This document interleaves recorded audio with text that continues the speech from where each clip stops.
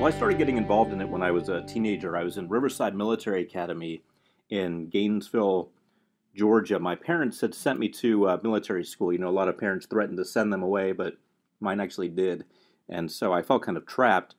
And I started reading a book by a guy named Dr. Tuesday Lobsang Rampa, who said in his book that he had been a Tibetan monk and he was channeling that energy. And I just kept reading and reading, and he was talking about things such as reading auras and astral projecting and working with chakras. And I didn't know if it was real or not until I had a dream one night. And the dream that I had was that I was out after 10 o'clock. That's taps. That's lights out. You're supposed to be in your room in military school after 10 p.m. And I had a dream that I was out of my room. And I was very concerned because I thought I would get in trouble. And there was another kid with me who I would never associate with because he was one of the, quote unquote bad kids, always getting in trouble. And we were there, and we were concerned we were going to get caught. And so we hid behind a bus. Well, the next day I saw him at school, since we all lived there. It was a military school. And I said, "What did you dream about?" And he said, "Well, I dreamt about you." And I said, "Can you be more specific?" And he described the exact situation. And so it was at that time that I realized I was onto something real. No, it's these verifications of experiences like this that led me into wanting to know more about astral projection as well.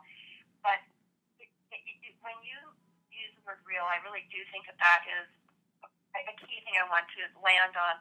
The science behind astral projection, the research behind astral projection is still not got caught up to the research behind biology or medical interventions or pharmaceuticals. It's just not caught up to that. So therefore, how can an individual know that astral projection or out-of-body experiences are not just part of our imagination?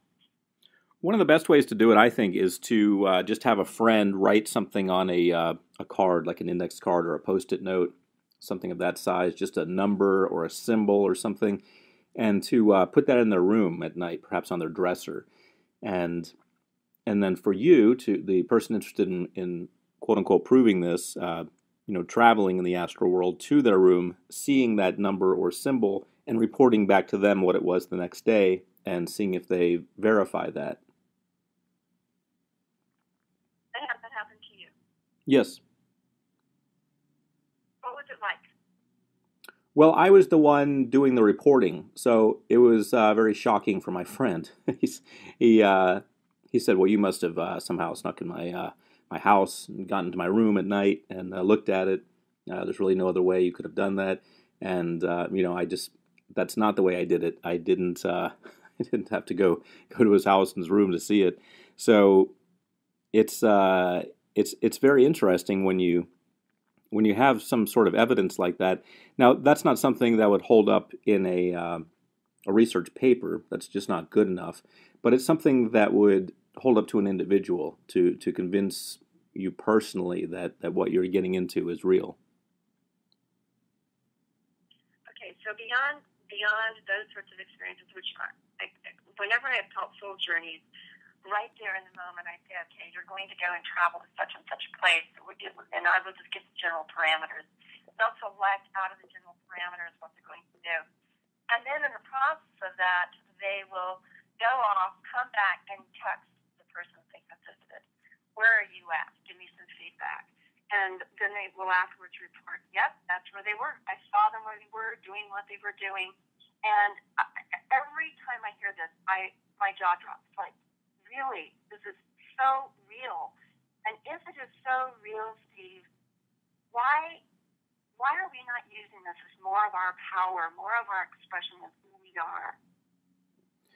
Well, I guess people look at it as sort of like, well, we all have similar dreams, something like that. I don't think that the general public realizes how to classify this or how to make it practical. Most people don't believe in it. Most people have not experienced conscious astral projection, so there remain just a few groups here and there who are into it, and a lot of isolated individuals who are into it. A lot of people buy products on the internet about it, but they usually do that in the privacy of their own homes, not working within a network of a support group of any kind.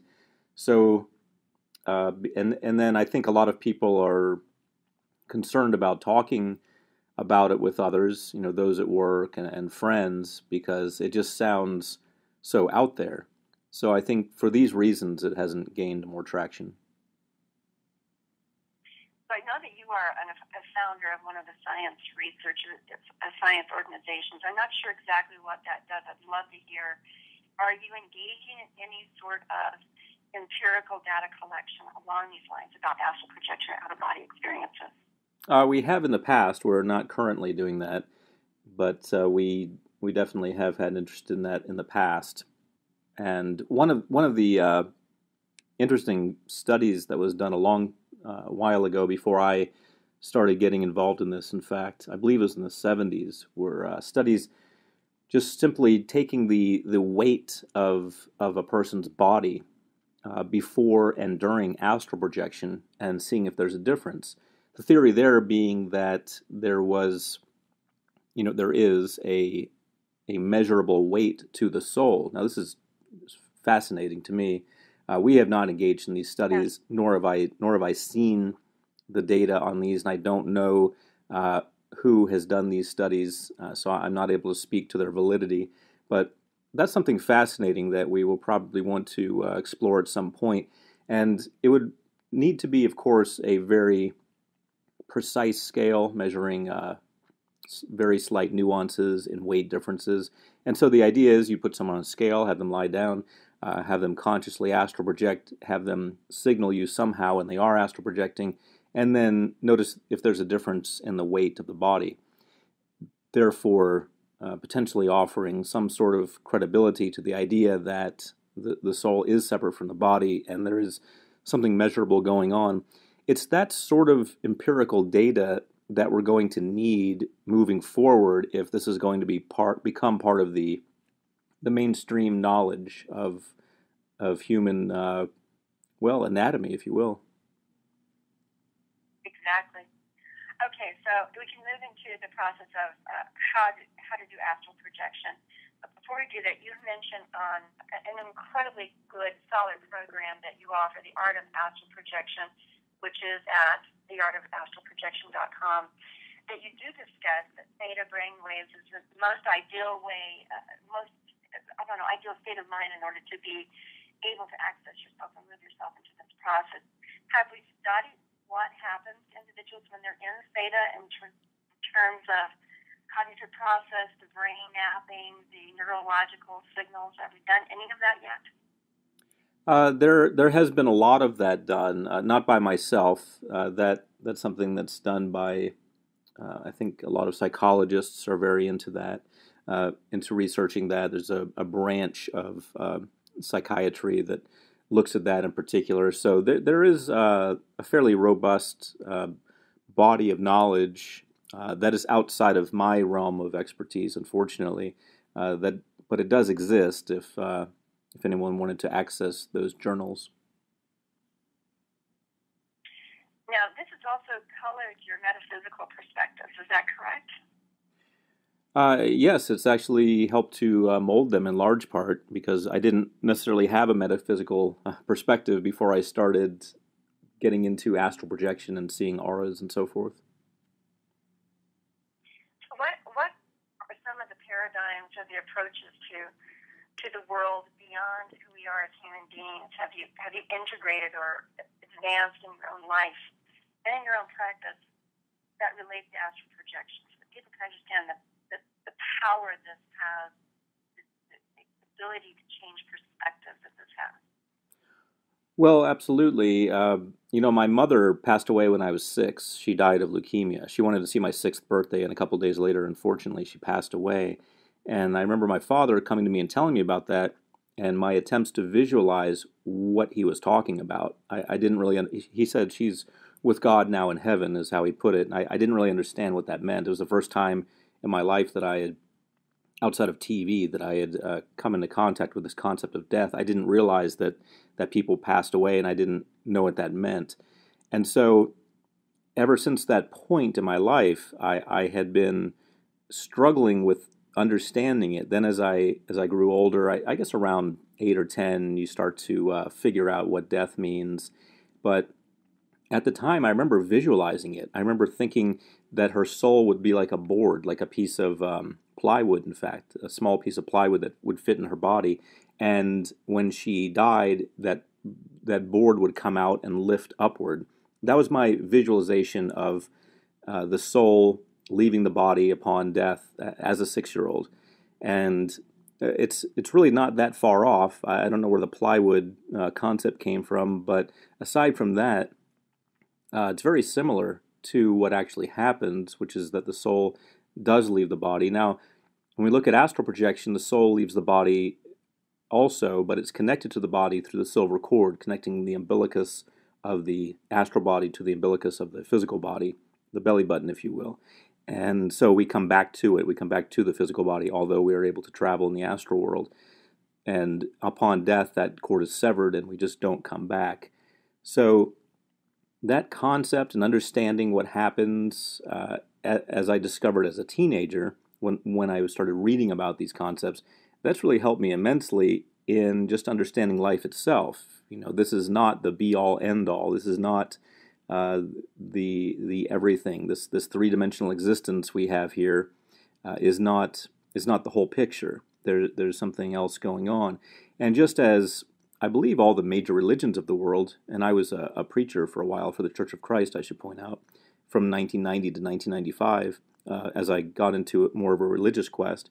But I believe all the major religions of the world teach this concept that you are more than your body, you are a soul, you are eternal. Life does go on. And so if nothing else, there's a tremendous amount of comfort in that.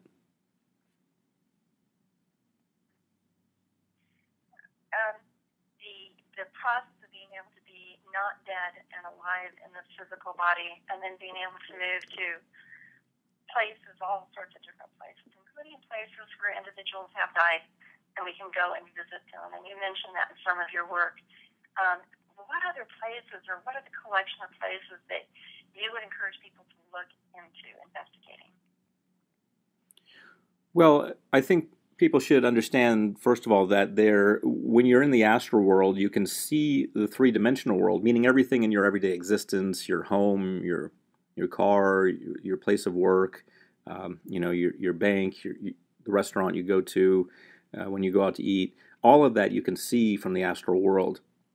It's not part of the astral world, but you can still see it from the astral world. Sort of like being underwater. You can still look out and see, though not perfectly clearly, you can see people's faces. You can see buildings on the shore. If you're in the water and let's say you're in a pool at a hotel and you look out from the water, you can still see the building and the people and the lounge chairs.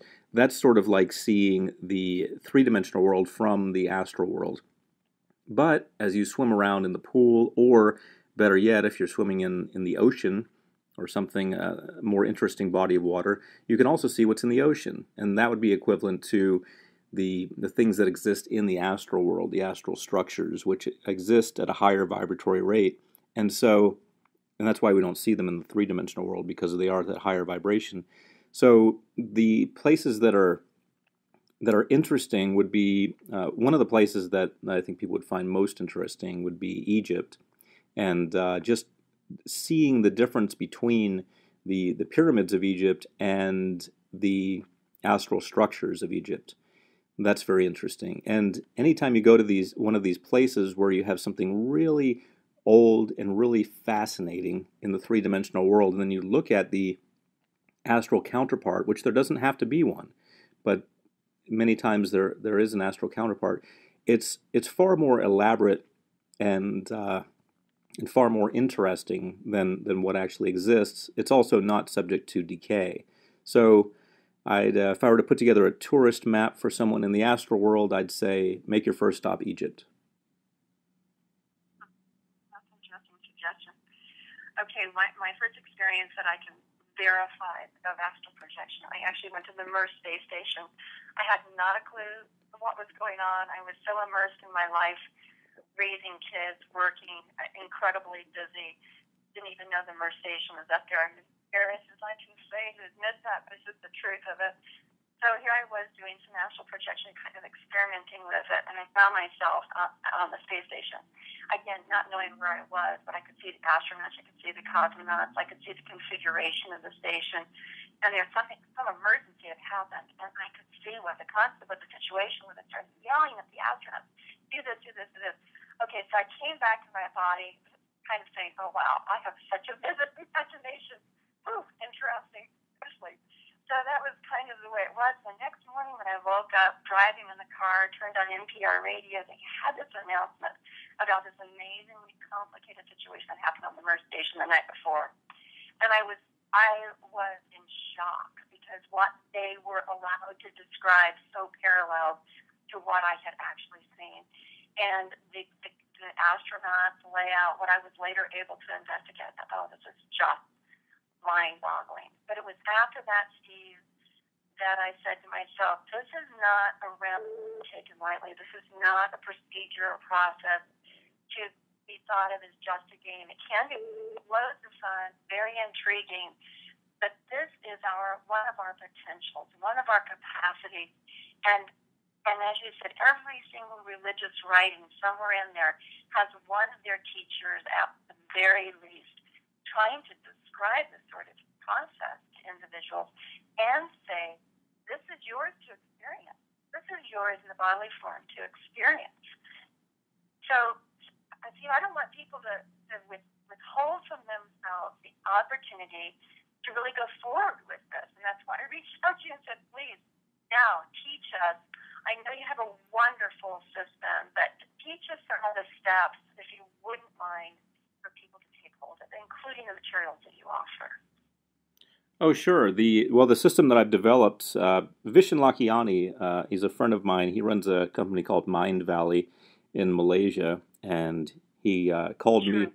He called me about 6 or 7 years ago, and he was just getting started with this Mind Valley concept and getting authors and publishing them. He saw that I had a lot of hypnosis stuff and some astral projection stuff online. And he asked me if I would be willing to produce a very elaborate and comprehensive system for him that he could then get out to the public to help them learn astral projection. So I started working on it, and it took about a year because the product he wanted was the system that he wanted was just very elaborate and all-encompassing. So I believe it's about 18 hours of material covering a lot of things. Now, I come at it from the premise of using hypnosis because I'm a hypnotherapist. I want people to understand you don't have to do it that way, but it works that way, and it's an easy way to do it. Sort of like if you're going into surgery, well, they could sedate you or not, but it's going to go a lot more easily if they sedate you. So it's going to go a lot more easily if you use hypnosis because you'll be calm. And unlike sedatives, it's all natural. So you put yourself into a hypnotic trance, and then you're able to calm down enough to be able to do this. A lot of times people get too anxious about it. So I teach you how to clear your chakras, raise your kundalini, which is the energy that powers the whole concept, and then to slowly, over a few weeks, get different body parts out into the astral world, to realize there's an exact replica of you in your astral body. So you have an astral arm, astral left leg, astral right leg, etc. And so you can work on getting them out, and then you get your entire body out. And then I give you some instructions about where you can go, and you're kind of on your own at that point. But the program is available at theartofastralprojection.com, theartofastralprojection.com. And that's where we created this. There's also a fairly robust and active Facebook community linked to that, just to keep everyone who is working through this, just to keep them encouraged. We have people on there who are further down the road, who have been into it for a few weeks and are already having success. So they are there to give tips to other people in the community to help them out. That's wonderful.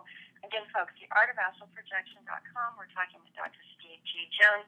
Dr. Steve G. Jones, how do people contact you elsewise for hypnosis as well? Just do a caveat right now, and then we'll go back to the discussion. But how do they contact you? Well, just my website, which is just my name, stevegjones.com. So that's stevegjones.com.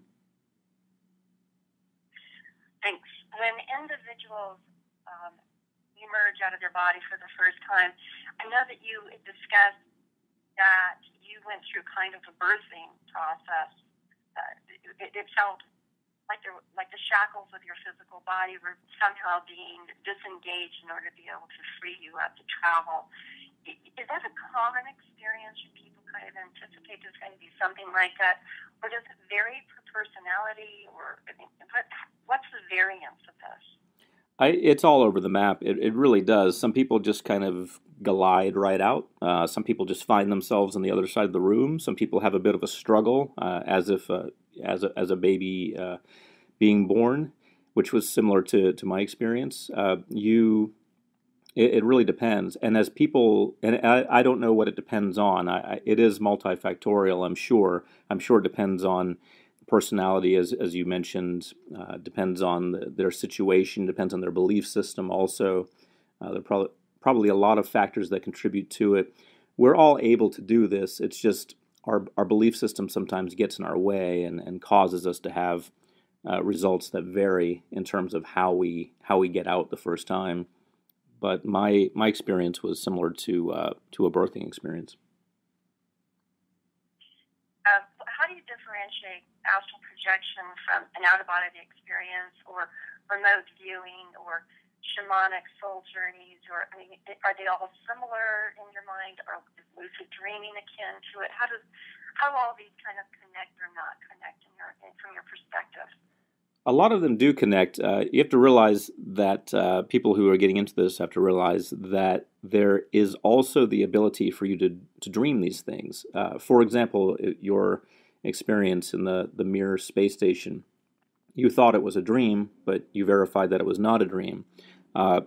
It just is, you could dream about that. Obviously, that was not a dream, but there's nothing stopping you from dreaming about being on a space station. I can dream that tonight, and it can just be a pure fantasy dream. Now, the fact that you heard verification of that shows me that you were astral projecting, but not every dream about an experience is an astral experience.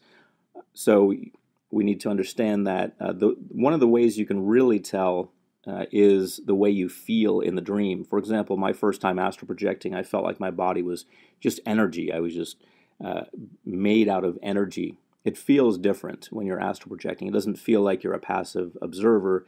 It feels like you are vibrating.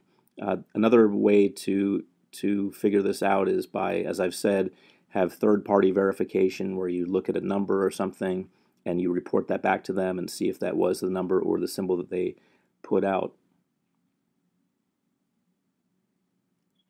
And in terms of psychic process, people going into psychic readings or looking as if they can tell what's going on in another location, is that mind travel versus an astral body travel, or do we know? Well, that's a lot of times that's called remote viewing. A friend of mine named Bert does that quite a bit. He's very much into that. In fact, he developed a program for Mind Valley as well about remote viewing. And when I was talking to him about a year ago in Hawaii, we talked a little bit about this. And some of it can be done, if not all of it, can be done without leaving your body. You do not have to leave your body. You can do it within your body. So remote viewing, although you can do it in the astral world, doesn't have to be done in the astral world. Also, I should touch on something you mentioned earlier, which is lucid dreaming. And this is a question I get all the time about lucid dreaming. Is lucid dreaming the same as astral projection? And what's the difference if it's not the same? Well, a dream is a dream. Even if it's a lucid dream, it's just a dream. And astral projection is an actual experience that you have. And so when we have a lucid dream, we suddenly become aware of what's going on. And if people haven't seen the movie Waking Life, I recommend that. I don't. I'm not tied to the movie. I'm not the producer or anything. I don't get any credits if anyone sees it. But the movie Waking Life is a great movie which shows how lucid dreaming works, and it shows some tests to figure out if you are lucid dreaming, if you think you're lucid dreaming. Lucid dreaming just means you kind of wake up in a dream. You become aware, but you're still in a dream, and so you can do a lot of things. It's kind of neat. And so one of the things I recommend in the movie is go to a light switch and flip it on and off. If you flipping a light switch on and off doesn't affect the lighting in the room in the way that it should, then you're probably in a dream. So you do things like that, and you find out that you're not really in reality. So you're not astral projecting either. You're dreaming. So lucid dreaming is nothing more than being in a dream and becoming aware of the dream. Astral projection is different from that, because astral projection means that you are out of your body and you are able to actually do things in the astral world. Now that's the technical definition, and there is a line of delineation there. One is a dream and one's reality. However, sometimes people think they're having a lucid dream when in fact they're astral projecting, or they think they're astral projecting when in fact they're having a lucid dream. So that's why these little tests become important. In a lucid dream, you wouldn't be able to figure out something somebody wrote somewhere and report it back to them, because you're just in your own head dreaming. But in astral projection, you would. So that's why these validation tests are really handy. You know that when I went to the MER station, I was actually awake. I knew where my body was. I was very conscious of my surroundings and the people that were in the room at the time while I was doing this exercise of astral projection. And I think that compared to other events or other people, not everybody has that kind of dual consciousness, and yet I think that's possible. And I'm wondering what you think the difference is, like the Hindu bifurcation or the bilocation process, where they are conscious, they're in one location, and they are also embodied in some sort of visual, I don't know what you would call it, some sort of, people can see them. So this bilocation consciousness, how does that compare to astral projection? I mean, and I don't know how far we're going to get off the map on this, but I'm so curious about what you think about that. Well, I don't really know how that works. I'm not that familiar with the bilocation process. You'd probably need to bring someone else in on the call who, or look forward to an interview in the future with someone else who is aware of that. I unfortunately, I'm not able to speak about that because I don't know anything about it. Knowing where you begin and where you end on that regard. You know, sure. Michael Harner of Shamanic Foundation decided decades ago that he was going to collect all the people who did shamanic journeying, which I think includes all these variations and forms, soul retrieval and soul journeying. I mean, it just, to me, there seems like there's a coalescence of experiences here that have so much divergence that we just really don't know. But he decided he was going to get everybody to declare where they went, who they saw, what they experienced, and try to map out the soul universe, so to speak. Has anyone ever done that with astral projection, where people map out and try to compare experiences, like, say, to Egypt or the MER station? Has anybody done that or proposed that on any of your services or Facebook sites? Well, that was done years ago by a religious group called Ekankar. I believe they're currently, or at least, have you heard of them? Yes, I have. Okay. Well, Ekankar is a religion. It's also called Ek, E-K. They were led by Sri Harold Klemp. When I met with them in the 80s, I don't know if he's still around. They always have a new leader if one passes away, so you'd have to check it out. But Ekankar, I went to one of their functions in the 80s. I really didn't even know what it was that I was going to. I was just into, going to everything. And so they came to town, and I was at the University of Florida, and they had set up something at a hotel, and I went over there and saw and listened to a lecture on it.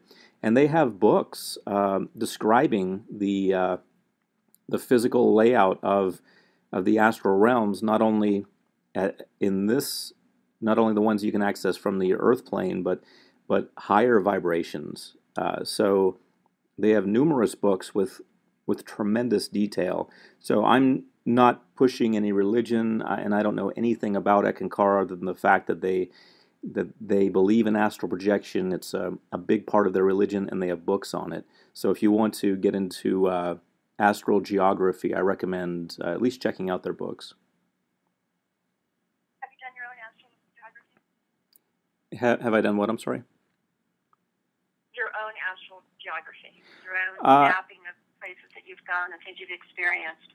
not in the not in the Lewis and Clark sense. I haven't taken exact coordinates, but I have, and I put this in the program. I have looked at things and I have described them, the things that I think are interesting, but nothing in terms of getting some kind of measurement. Measurements can be difficult because you're not able to bring a tape measure with you or anything like that, for example, or any other large scale laser type, things that surveyors use now are more sophisticated when they set them up on a tripod and figure out the how long things are, where they begin and end, and so forth. Survey equipment is not something that you'll have access to in the astral world, so nothing, so nothing fancy. But I have done a few descriptions. Yeah. Okay. So now we're talking about living outside the body. I just decided recently, and I want to see what you think about this, that these sorts of experiences are so powerful that they must have the potential to create healing on the material realm, the psychological realm, from psychology that also go in that, as well as relationships. I thought I'd experiment with my body. So I decided, why not go astral projecting into the cells of your body so that no realm is no realm is out of my reach. That's what I want to believe. So I encourage myself to experiment with this. So I wanted to know what uses of this you have thought about or employed or experimented with in terms of bodily healing or moving into the cellular level of investigation.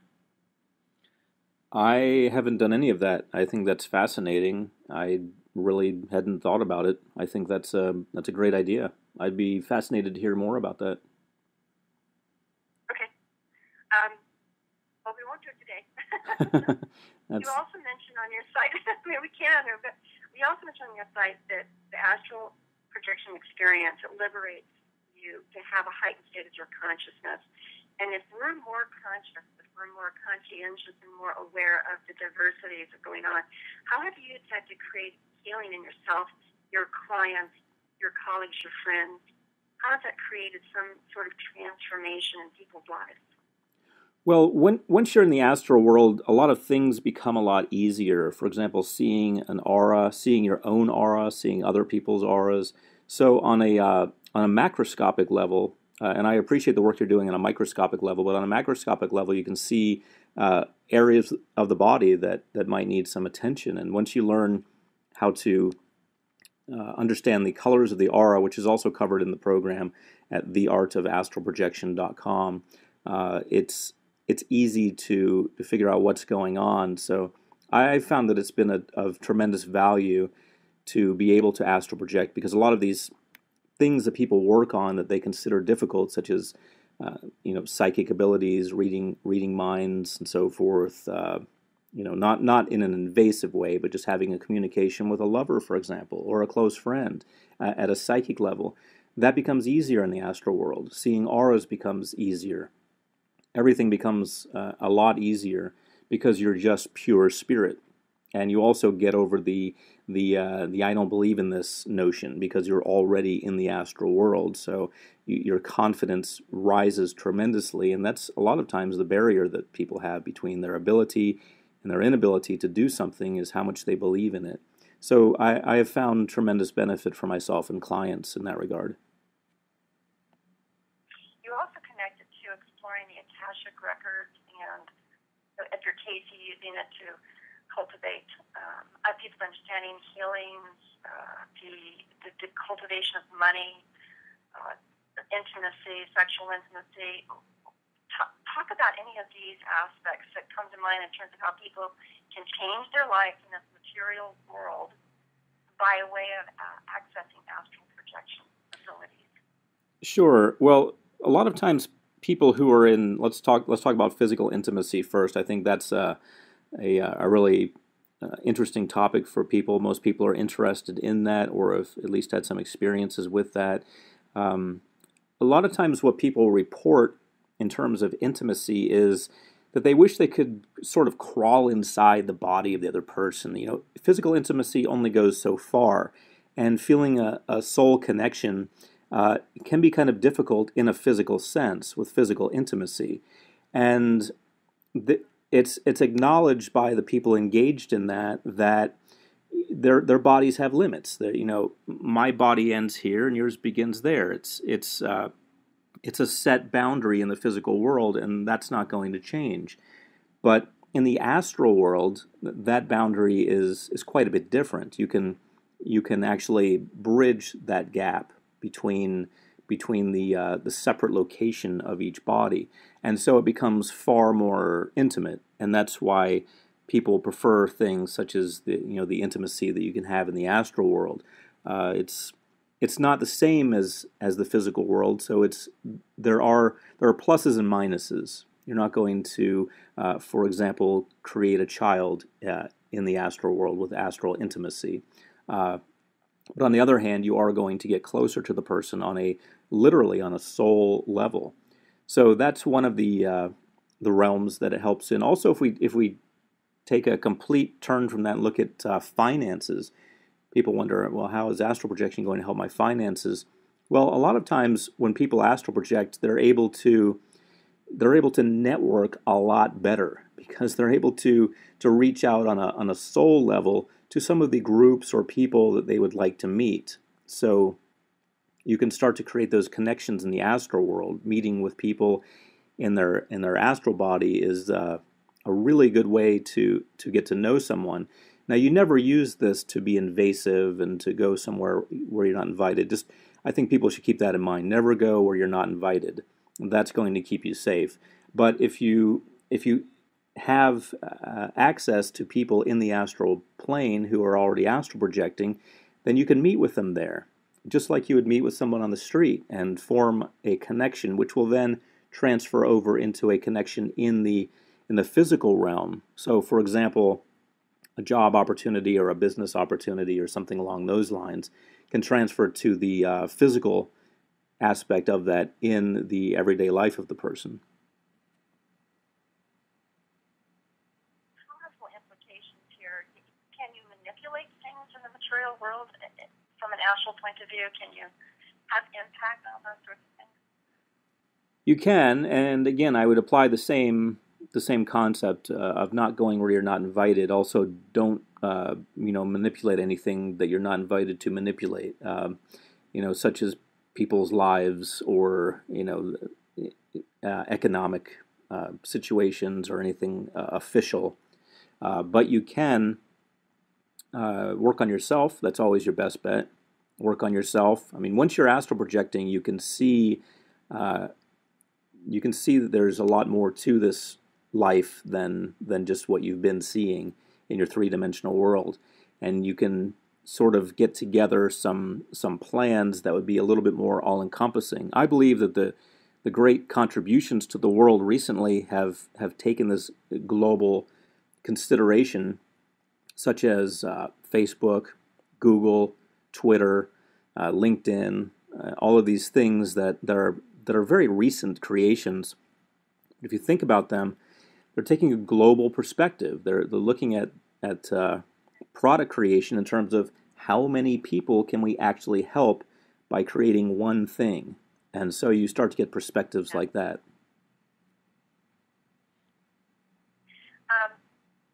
You're talking about ethics, like need to have an ethical code when we walk into these places. I think anytime that we kind of cross into a whole new power, we have to kind of go, whoa, is this power, am I to be trusted? Because that's one of the reasons I think we stay out of our power, is that we're not so sure we're to be trusted. Sad to say. But nonetheless, to wonder, contemplate, well, what power do I have to affect a positive change? And what right do I have to determine what I think that positive change would be? They're dilemmas, but once you have the power to affect something, you need to contemplate, okay, so if I can do this, I need to do something about this. So, for example, I was in a spiritual group, and I said, if we could affect what's going on in Syria or in Egypt, and have some powerful impact on the leaders there so that people were not being slain or hurt or genocide, would you go do that? Would you take your astral capacities and influence what's going on? Would you go do that? So, Steve, I'm going to pose that same question to you. Would you, with your powers, your knowledge, influence international circumstances? Well, I stay out of politics and I stay out of international affairs and so forth. The more I learn about politics and international affairs, the more I realize I don't know, and I don't really understand, what's going on and why it's going on. Usually, there's a lot more than meets the eye when you look at an international situation. So, the way I look at that is, if I was running a business, which I am, and someone looked from the outside and said, "Hey, I know the answer. I know, what's causing the bottlenecks here, and what's slowing down things there, and what's causing the lack of communication there. I'll just come in and spend a day and I'll fix everything." Well, I guarantee if they did that, they would mess everything up because they don't really understand the internal workings of my company. And so I look at it the same way.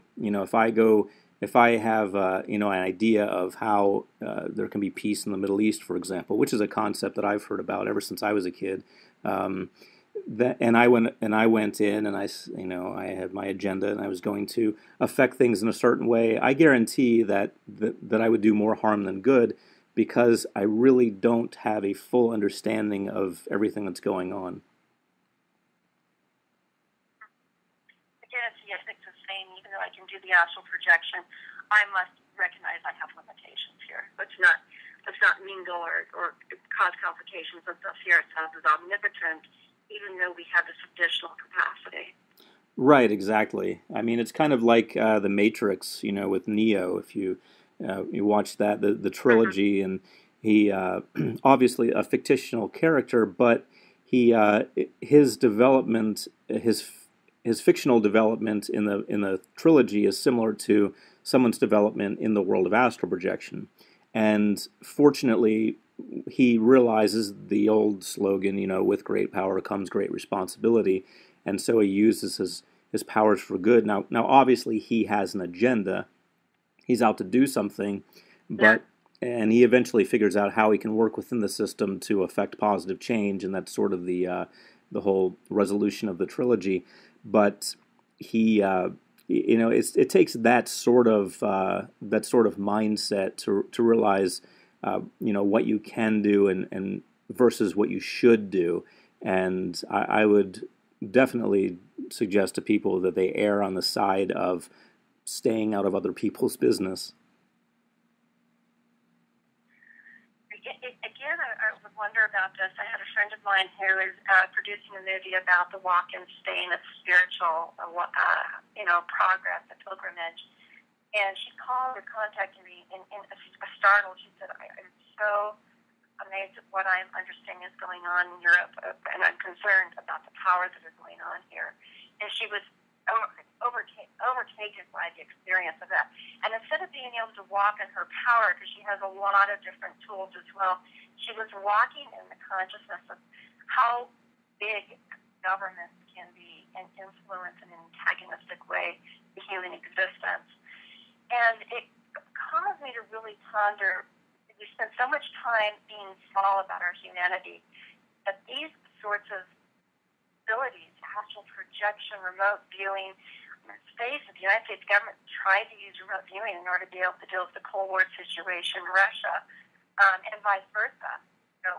There's so much utilization of these in the military aspects of it. And then I go to really kind of a sour moment in our history, and that was Hitler. And Hitler was incredibly immersed in occult studies, including what we're talking about, which in those days was called the occult, and now is not, thankfully. But he tried to use these types of powers in addition to all of his other influences. So, Steve, it makes me wonder, what are we possibly not utilizing? Because we are timid about intermingling or messing things up. Well, It's a moral question about these powers. So I'm sorry to put you on the spot there. no, that's fine. And I have heard that as well. That Hitler was very involved in just using everything he could to gain the power that he wanted. He was looking into all sorts of things. He was very much into mysticism and the metaphysical world. Obviously, he had a very strong physical presence as well, and they were manufacturing tanks and planes and guns and so forth, and training soldiers. So he was just coming at it from every possible angle that he could think of in order to make the Third Reich, the one that finally took and the one that lasted. Thank goodness his efforts didn't work. But if we look at, metaphysical investigation at the governmental level.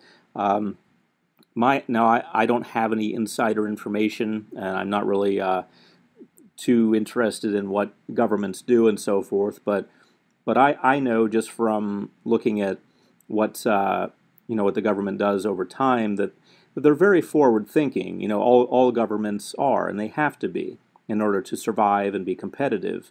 And I can guarantee everyone, without knowing it, I still know it without having verified it, that whatever there is in the metaphysical world that can give a strategic advantage to any country, they will investigate that to the extent of their ability. I mean, look at even something on a smaller scale. Look at police stations. If police stations have a murder to solve and they're just butting their heads against each other and they don't know what to do, they'll call a psychic, and they'll have the psychic come in and see what they can do. And because they have the why not attitude, well, why not give this a shot?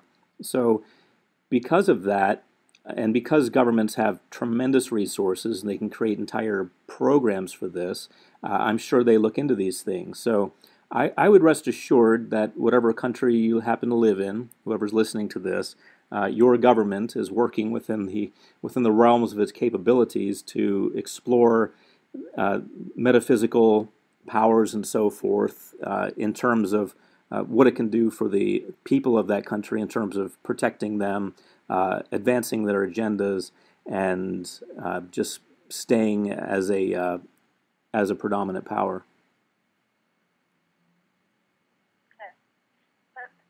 Thanks for pulling it all in that metaphysical package in there.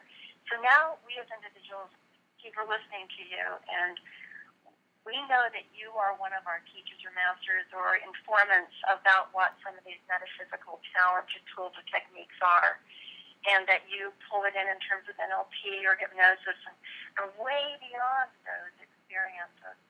So remind us again our own personal powers, our own personal capacity to reach beyond the limitations of our body or our now or our moment into the metaphysical realm and integrate it all together. And if you don't mind using examples of people you know without breaking confidentiality or of your own life, I think this would help people realize this is truly available, accessible, and usable by them in their everyday life. Sure. Well, what's that? No, go ahead. Sorry. Okay. Due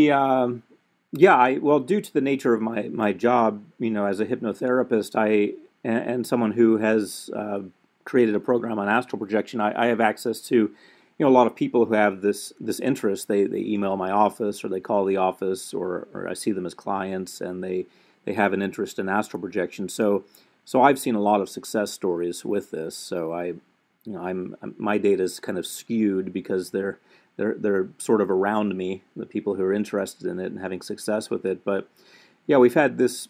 This art of astral projection. We've had this out for a number of years now, and we've gotten a lot of feedback and a lot of discussion about it. And there have just been all sorts of success stories with people reaching their financial goals because they're able to have more of a global view of what's going on. With people working on themselves to resolve health issues. Now, anytime someone even thinks they have a health issue, I recommend going to the doctor. That's what I do. I go to a medical doctor first. And then, if you want to look into other things, with the blessings of the medical doctor, then do so. But you have to realize that Western medicine has come a long, long way, and a lot of times we go looking for metaphysical solutions to things when actually medicine has it worked out for us in a much easier way. So I always do that first, and I recommend that other people do as well. But there are some things that are beyond the scope of Western medicine. They just throw their hands up and they say, "We're not there yet. We don't know what that is. We have a broad classification for it, but we don't really know what to do for you, other than make you as comfortable as possible while you're suffering with it." In those instances, using something like astral projection has been of value to people, and I've had feedback on that. People getting into the astral world, looking at their bodies, figuring out where the challenge area is, and starting to send energy to it, for example. So there are a lot of situations like that where astral projection really comes through. Okay, do you have like stories or people? Okay. Really land us in our everyday moments here. Okay.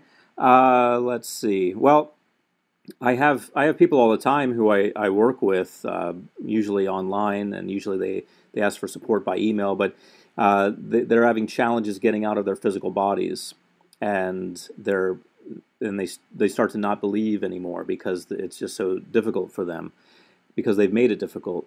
And so one specific instance I remember a couple weeks ago, a lady was just sort of getting an arm out, and then it was going back in, and she was about to give it up. She said it just wasn't for her. And what I recommended was just being more calm. She was just, and this happens to a lot of people, she was just pushing, got to get out of my physical body. And because of that, she was creating anxiety, and anxiety works against astral projection. You have to be calm in order to do it. That's why you do it so easily when you're sleeping. That's one of the reasons. And so just by a series of emails, I was able to calm her down, able to teach her some breathing techniques, and then she was able to do it. Now she's able to successfully astral project. Okay. You also say that people use astral projection to visit the dead. And so I'll speak to my own testimony. My mother recently passed, and we had a really tight connection. I was having dreams about her before passing and about relatives that she would see. Dreams, visits, it's hard to differentiate. When she did pass, there were a series of amazing events that occurred that really did indicate that she indeed is present and is around, that I won't delineate. So I decided, I'm just going to use my experience as an astral projection person and go visit her and find out what's going on. The experience of doing that made me realize the veil between those who have passed on and those of us that are in body form or material form as we conceive it to be. That veil is really not all that thick, and they're not really all that distant. And that was a powerful movement in my experience of what was going on. Now, I can go into the details of how I verified it and so forth and so on, because I tend to really want to have things verified, not just my imagination. But more to the point was that experience of being able to use this and say, okay, I'm going to go visit all sorts of different realms. And you talk about using astral projection to communicate with the dead. Can you share some of those experiences that you had along those lines? Sure, I'll be glad to. And I should point out that I have a video interview coming up at the top of the hour, which is in 5 minutes, that I'll need to prepare for. But real brief. Okay, very good. Okay. Real briefly, yeah, I have had a lot of positive feedback about that, and that's common. People have a relative who passes away, and they miss that relative or a friend, and they want to get in touch with them. And a lot of times that's what drives people to looking into things such as astral projection online, or asking around about it and stumbling upon astral projection as a tool to access someone who's passed on, for example. And so, I myself have benefited from this. My mom, as I pointed out, passed away when I was 6. My dad passed away about 9 years ago. And so having this tool to be able to communicate with them has been just a very wonderful thing. And so I have reports all the time from people. Just about a month ago, I saw someone in one of the spaces that we use to have our community chats talking about how her dad had passed away, and she was able to use astral projection to talk to him, and he didn't give her, any last. He didn't say any final words. She felt kind of like something was missing there. He didn't wrap it up, and so when he talked to her, he did. He gave her the final words that he wanted to share with her, which were, of course, wonderful things about how she was a beautiful, wonderful daughter. He hoped for the best, things like that. That's what people want to hear. They want to know the person's okay, and they want to feel that love connection again, and of course, any message that the person wants to share. And so, yeah, I hear things like that a lot. Wonderful. Well, with that, thank you so much for joining us. Individuals, you can contact Dr. Steve G. Jones at Steve G. Jones, as well as at the Art of Astral Projection. Steve, enjoy your videotaping. Thank you so much for sharing your ideas. I'm going to keep the listeners on and walk them through an astral projection moment right this very instant. You've been wonderful. Any final departing words you'd like to share? Well, I always like to end with this, which is a quote from the musical group America, which says, "Oz never did give nothing to the Tin Man that he didn't already have." And of course, that's a reference to the Wizard of Oz giving a physical representation to the Tin Man of something he already had. People have to realize that they already have within them the ability to change, the ability to improve themselves, the ability to astral project, the ability to help themselves in a number of ways. But sometimes we need a gentle reminder of that. And that's where things such as hypnosis come in, and things such as programs to help you astral project come in. So I encourage people, if they need a gentle reminder of just how powerful they already are, to take advantage of these tools that exist. Absolutely. Beautifully said. Thank you for empowering us, and have a great day, Steve. Appreciate it so much. Oh, you too. Thank you.